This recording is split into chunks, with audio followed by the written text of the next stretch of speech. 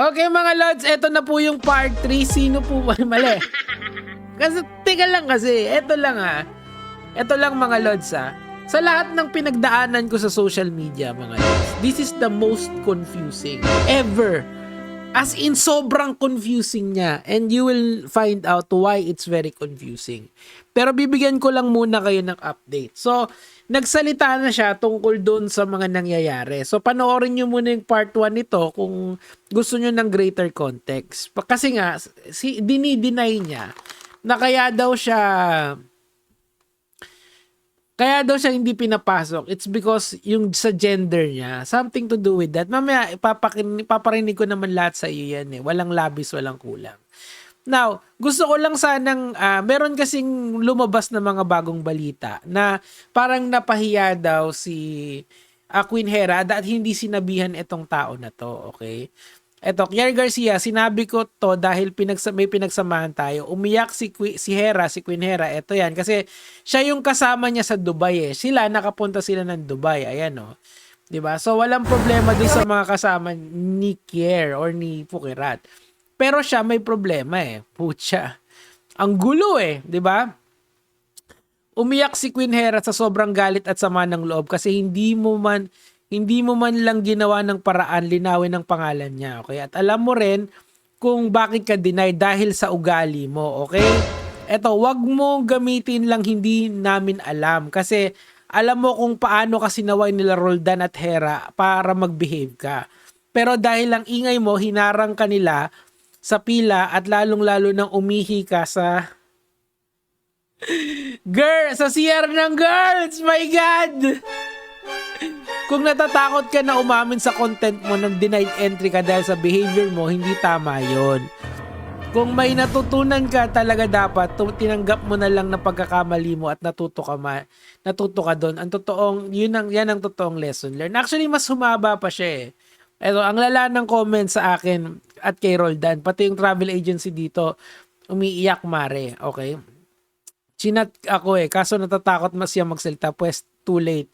Galit na galit ako maghapon. Okay. So yun nga kasi dahil nga daw attitude problem kaya siya pinaalis. Pero merong ibang explanation etong tao na to doon. Pakinggan na natin. Game na. Nakakuha nyo na yung other side. Ito naman. This video is i-explain ko sa inyo kung anyways, ito yung in-edit kong video, explanation ko to. So kung ano yung nangyari sa akin sa Dubai, ba't ako na-denied. So yun nga, nakita ko dito sa TikTok na nag-live si Ate Saison na nag-chat sa kanya si Mama Hera. Siguro dala ng frustration kay Mama Hera. Kasi inaatake siya ng madaming tao ngayon, ba't hindi niya daw ako sinasabihan, ba't hindi niya daw ako ginaid. Actually, si Mama Hera wala din siyang alam sa ganung rules para na sobrang strict pala ng ganun sa Dubai. So si Mama Hera wala siyang idea. We're just so happy and excited talaga na pumuntang Dubai. Kasi nga, dream ko din yun at bet hindi Mama Hera na papuntahin ako doon. Okay. So ito na nga. Hindi, palagay ko, kumbaga papalusutin na sana siya Gets nyo?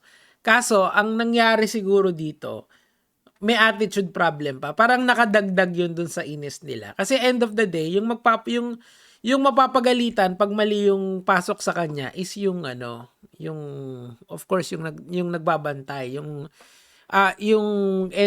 kung sino man yung tao doon. Di ko alam yung tawag doon customs. Sige.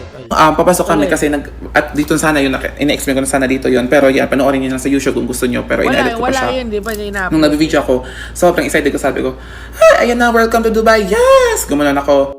Nagsabi din ako, kala Mami John, na dito ko na lang siya explain sa YT para mababa kasi siyang explanation. Okay. Yung journey ko talaga yung in-explain ko dito para maliwanagan din.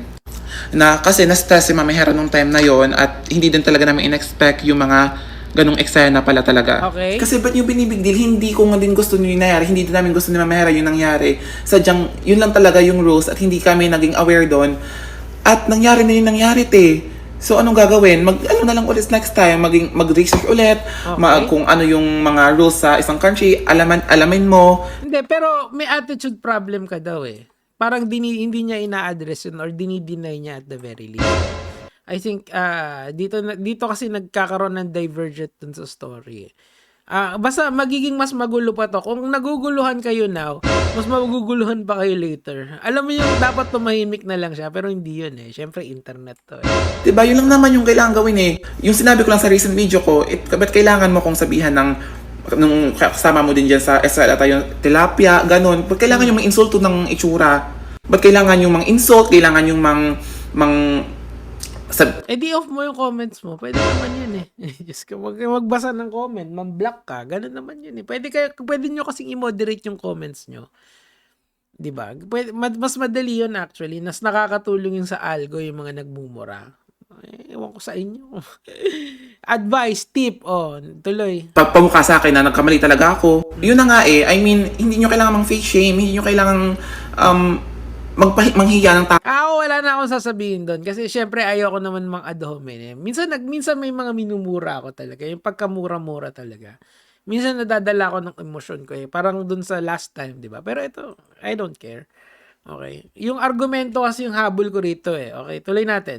Na-hurt lang ako din kasi ba't kailangan ganun? Pwede naman akong i-chat. Actually, si Ate Jade dun din sa Dubai, nag-chat sa akin kung kamusta ba ako, kung nakakakain ba ako, or okay lang ba ako. Kasi kung alam nyo lang yung experience dun, hindi nyo alam kung makakauwi pa ba kayo ng Pilipinas kasi wala kang alam sa mangyayari sa'yo dun. So ako din, hindi din ako masisi kasi takot din ako nung time na yun at gusto ko lang yung gusto ko lang noon is makauwi ng Pilipinas at yun yung gusto ni Maming Hera din na makauwi din ako ng Philippines para safe ako. At sa mga nag-add na so parang hindi yun yung storya kasi parang galit na galit. Kasi may resibo tayo nung kabilang panig eh. Kasi nga parang umattitude problem siya kaya siya ultimately hindi pinapasok. I think it's a compounding kasi yung reason eh. Una, bawal lang LGBT doon.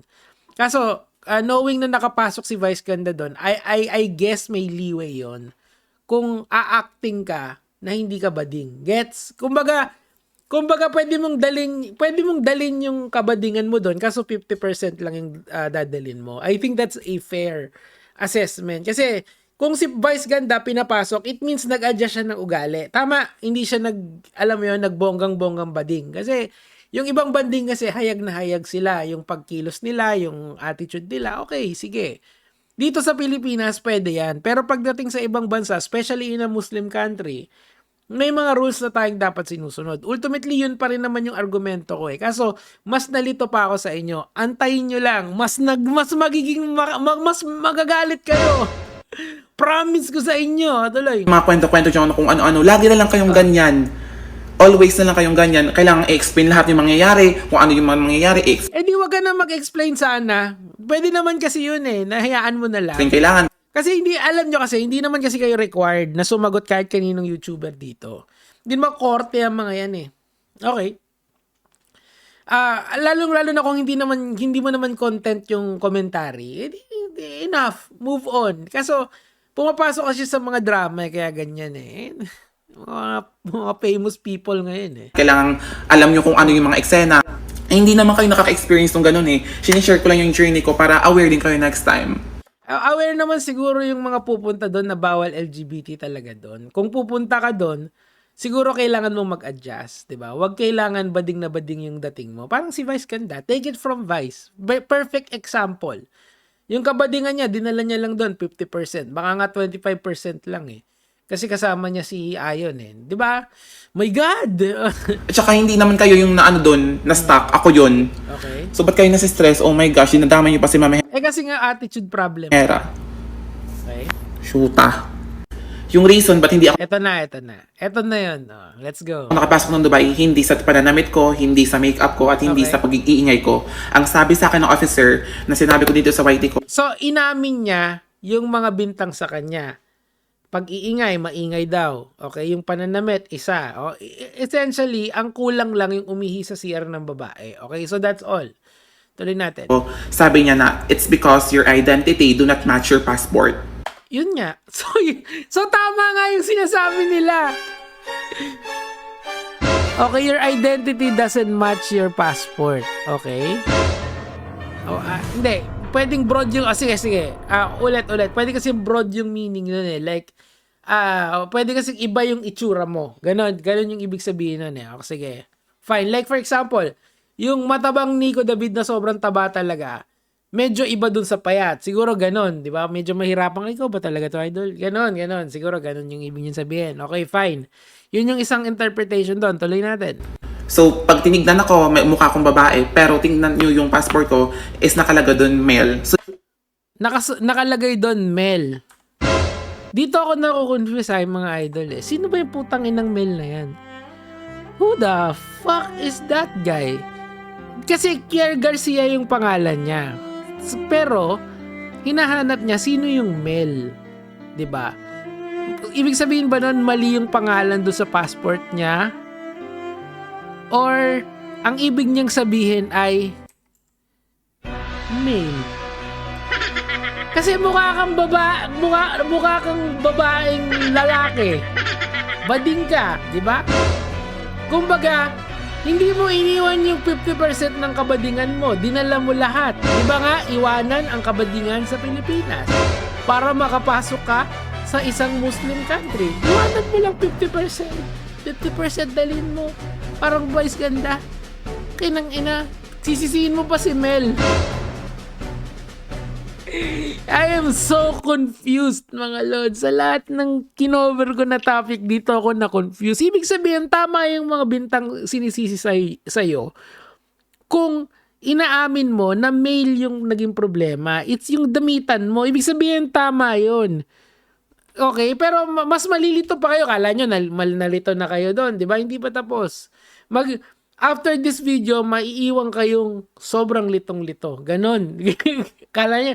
Ngayon, ginagawa ko tong content para lahat tayo malito. Yun ang gusto ko eh. Lituin kayong lahat dito sa kwento na to. yun yung pinaka-reason. Walang reason ako yung nakadamit ako ng pambabae. Hindi yon. Hindi yon. Are you sure? Are you sure? Final answer na ba yan? Hindi ba? Kasi nga... Kasi nga iba yung itsura mo kasi nakapambabae ka tapos yung mukha mo doon is lalaki. Nakol. Lord. It's so difficult yung mga ganitong story. Tuloy natin. Tsaka sabi ng officer, you know what, there's nothing wrong about you. Gender expression is okay. Pero yun nga, rules is rules. You should abide by the rules. Oo nga, which is, dapat iwanan ang 50% ng kabadingan. Ayusin mo lang yung itsura mo, presenting there. Huwag ka lang masyadong maingay. So, tama lahat ng sinasabi sa'yo ng mga tao. Kasi may express na pag-amin ka eh. So, why are we here? So, bakit tayo nag-e-explain? Hindi ba dapat mag-apologize ka na lang at wag mo nang gaslightin yung mga tao na sila yung mali for saying nasty things sa'yo? Kaya siguro sila may sinasabi sa yung ganun kasi may ginawa ka siguro, 'di ba? Ganun lang 'yun eh. Pwede mo naman silang i-block, pwede mo naman silang i-mute, pwede mo naman silang wag pansinin, 'di ba? Ako araw-araw ko niyan, minsan alam mo 'yon, ganun talaga eh. Tuloy. Ito yung rules namin. So, pasensya na daw kung ganito yung nangyari. Sabi ko naman, it's totally fine. I understand that I should abide by the law and I'm not really familiar with your rules here and it's my first time. So, 'Di ba? Hindi naman yun eh. Malamang yan, sinabihan na yan nila Queen Hera na dapat low-key ka lang. Kasi nasa isang Muslim country tayo. High tone, 'di ba? Nagpipicture, 'di ba? Kumbaga 200% niya yung kabadingan niya. Iwan mo lang, konti lang dapat sa mga ganun. Respeto sa kultura. Yun yung thesis statement thesis conclusion natin for today's video.